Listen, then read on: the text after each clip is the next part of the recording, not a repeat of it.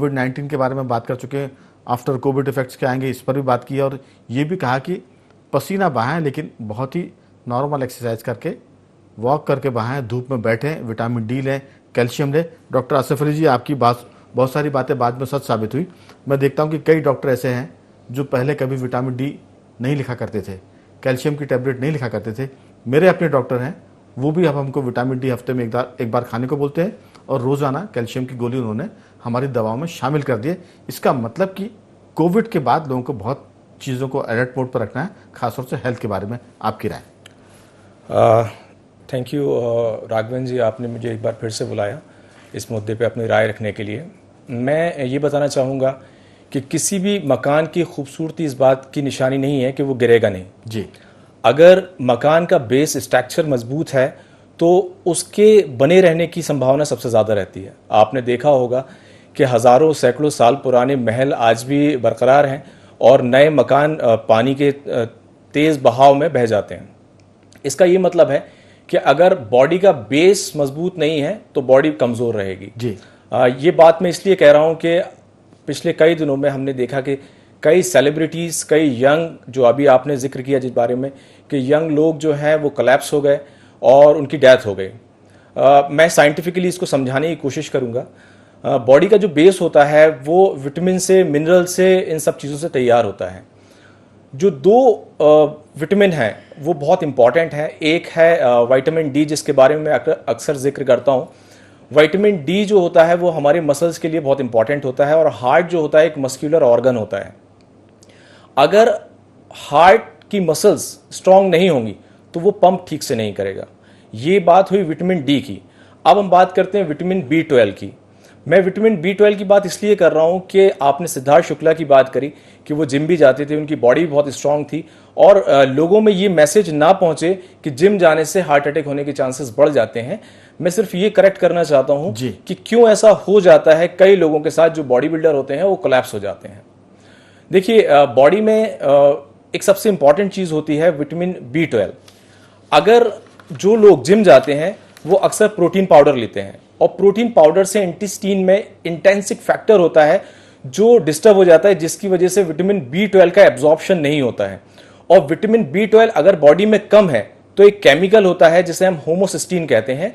Homocysteine एक ऐसा chemical है जिसके रेंज से बढ़ जाने में, अगर वो रेंज से बढ़ गया तो वो क्या करता है कि जो आर्टरीज होती हैं हार्ट की, उसको डैमेज करना शुरू कर देता है, और वहां पे प्लेक, जिसे हम आम भाषा में कहते हैं कि ब्लॉक होना, वो प्लेक के लिए वो जिम्मेदार होता है।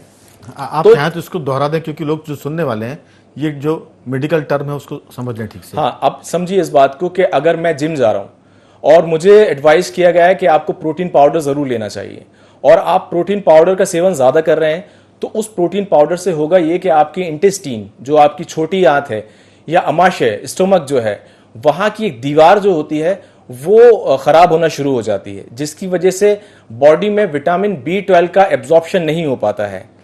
और बी12 की कमी की वजह से एक केमिकल होता है बॉडी में जिसे हम होमोसिस्टीन कहते हैं।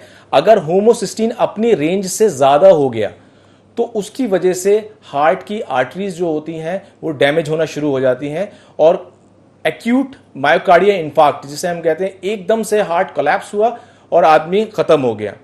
तो उसकी बड़ी वजह ये होती है, कई लोग जो एंटासिड लेते हैं, ऐसी मेडिसिन लेते हैं जो एसिडिटी में ली जाती है। एसिडिटी में लिए जाने वाली मेडिसिन जो होती है वो लंबे टाइम तक लेने से जो इंटेस्टीन होती है उसकी दीवार जो है खराब हो जाती है, स्टमक की दीवार खराब हो जाती है। ऐसे लोग जो डायबिटीज की मेडिसिन बहुत लंबे टाइम से ले रहे हैं, उसकी वजह से आपके स्टमक की वॉल, आपके इंटेस्टीन की वॉल खराब हो जाती है, जिसकी वजह से विटामिन बी12 का एब्जॉर्प्शन नहीं हो पाता है, और होमोसिस्टीन बढ़ने की वजह से बॉडी के अंदर इन्फ्लामेशन आता है और हार्ट कोलैप्स हो जाता है। अगर बॉडी में विटामिन डी की कमी है तो इसका यह मतलब है कि पहले तो विटामिन बी12 की वजह से इन्फ्लामेशन बढ़ रहा था, और विटामिन डी की वजह से हार्ट की जो मसल्स हैं वो कमजोर हो गई हैं, और वो कमजोर होने की वजह से वो पंप नहीं कर पा रही हैं। इसकी और दूसरी वजह क्या है कि बॉडी में के अंदर एक सिस्टम होता है जिसे हम कहते हैं RAAS, रास। जब ये केमिकल, रेनिन केमिकल, अपनी मात्रा से ज्यादा होना शुरू हो जाता है तो वो ब्लड प्रेशर की वजह बनता है, ब्लड प्रेशर बढ़ने की वजह बनता है। अब मैं आपको ये बताता हूं, लेकिन डॉक्टर साहब इसको रोकने के लिए क्या करना हाँ, मैं वही बता रहा हूं कि अगर बॉडी के अंदर रास सिस्टम बढ़ गया है तो ब्लड प्रेशर बढ़ेगा, और ब्लड प्रेशर बढ़ेगा तो हार्ट पे प्रेशर बढ़ेगा। लेकिन एक ऐसा विटामिन है जिसे मैं विटामिन नहीं कहता हूं, बेसिकली मैं उसे हार्मोन कहता हूं, क्योंकि वो बॉडी में सारे सिस्टम को कंट्रोल करता है, वो है विटामिन डी। बहुत इंपॉर्टेंट है। अगर आप चाहते हैं फर्स्ट लाइन ऑफ ट्रीटमेंट, अगर आपका ब्लड प्रेशर हाई होना शुरू हो गया है तो आपको किसी दूसरी मेडिसिन पे जाने की जरूरत नहीं है। आपको जरूरत है विटामिन डी का चेक कराने की। पहले आप विटामिन डी चेक कराएं, और अगर वो मात्रा से कम है तो कितना कम है उसके अकॉर्डिंग डॉक्टर से कंसल्ट करें और विटामिन डी लेना शुरू करें। जब आप विटामिन डी लेंगे तो बॉडी के अंदर बढ़ने वाला रास केमिकल नीचे आएगा और ब्लड प्रेशर अपना नॉर्मल रेंज में आएगा, जिसकी वजह से हार्ट पे प्रेशर नहीं बढ़ेगा। मेरे कहने का मतलब यह है कि apart from the medicine, if you are going to take some vitamins जो कि बेसिक नीड है बॉडी की, अगर आपने वो लेना शुरू किया तो आपका ब्लड प्रेशर नहीं बढ़ेगा, जिसकी वजह से हार्ट पे प्रेशर नहीं बढ़ेगा। अगर विटामिन B12 लिया तो हमारी जो इंटेस्टीन है उसकी वॉल ठीक रहेगी, और हमारे हार्ट में जो ब्लड सप्लाई है वो प्रॉपर होती रहेगी। डॉक्टर साहब ये तो चिंता के बीच में आपने बहुत अच्छा रास्ता बताया, लेकिन जो लोग एक्सरसाइज भी नहीं करते, मैं अगले देखिए, जो मैंने अभी बताया वो सारा साइंटिफिक रिसर्च है, स्टडीज हैं। वो ये कहती हैं कि आपकी डेली रूटीन में विटामिन डी की मात्रा ज़रूर होना चाहिए, आपकी डेली रूटीन में विटामिन B12 ज़रूर होना चाहिए। एक सवाल आपने पूछा था वो कौन सा टेस्ट है जो करवा के हम ये जान सकें कि कभी हमें हार्ट की प्रॉब्लम तो नहीं होने वाली है। ऐसा भी टेस्ट है जिसको करवाने के बाद हमें ये पता चल सकता है कि आने वाले 1 साल या 2 साल में हमें हार्ट की प्रॉब्लम हो सकती है या नहीं।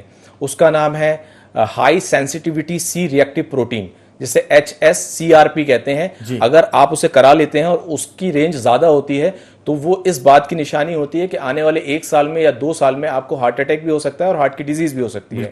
तो उसको ठीक करने के लिए जरूरी होता है कि बॉडी जिस तरह से इन्फ्लामेशन बॉडी के अंदर है उसको रिड्यूस करें, और रिड्यूस करने के लिए विटामिन डी लेना, विटामिन B12 लेना बहुत इंपॉर्टेंट। समय की कमी, लेकिन बहुत विस्तार से बातचीत हुई। मैं सभी मेहमानों को धन्यवाद करूंगा, डॉक्टर आसिफ अली आपका भी, योगीराज जी आपका भी, शशि कुमार जी आपका भी, और डॉक्टर भुवनेश्वर का भी हम धन्यवाद करेंगे। बीच में वो चूंकि किसी कॉन्फ्रेंस में थे, हमसे उनका संपर्क टूट गया था। मुद्दे की बात यह कि हार्ट का ये रेड अलर्ट है, बचने की जरूरत है, सतर्क रहने की जरूरत है, क्योंकि आफ्टर कोविड इफेक्ट ऐसे आ रहे हैं कि अचानक ही लोगों की जान जा रही है, और वो खासतौर से तब जब वो एक्सरसाइज करते हैं या बहुत स्ट्रेस में रहते हैं, दिल काम करना बंद करता है। अब दिल का काम करना बंद करने का मतलब है कि आपकी जान गई, इसलिए वो काम करना बंद ना करें। उसके पहले सतर्क हो जाइए, क्योंकि अस्पताल में अब इसका इलाज हो नहीं पा रहा है। लोग जा रहे हैं, वहां जाते हैं तो डॉक्टर कहते हैं कि मरीज जा चुका है, घर ले जाइए। तो सतर्क रहिए, चिंता करिए, लेकिन बहुत डरने की जरूरत नहीं है। बखबर में सिर्फ इतना ही। कल किसी और मुद्दे पर बात करेंगे, तब तक बने रहिए हमारे साथ और देखते रहिए IND24।